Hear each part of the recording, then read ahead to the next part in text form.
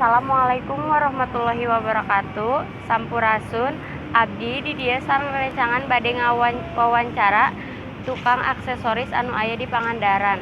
Sareng Ibu Lina ti Cikembulan. Ibu bade ngaganggu waktu sasakedap ari Ibu atau icalan sabaraha lami? Seberapa tahun sih ya Neng? Buat SMA saga. SMA teh Ya. Ari Ibu icalanna ka mana wae? di pinggir pantai ke hotel. Ibu icalanna naon wae? Aksesoris kerajinan ciri khas laut tuh.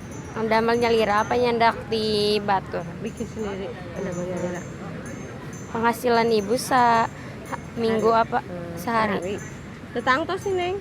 Gimana ada rezeki. Kadang dapat, kadang enggak kan kita ngajamin. Dimulai harga sabaraha Ibu? Aksesoris 5.200 lah.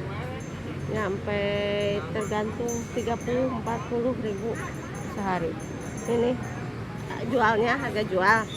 Ibu punaon milih jualan aksesoris kanimbang anu sejen? Soalnya ibu tuh warisan ti orang tua pertama, sareng kaduana tiasa bikin sendiri. Suami yang bikin, ibu bagian masak.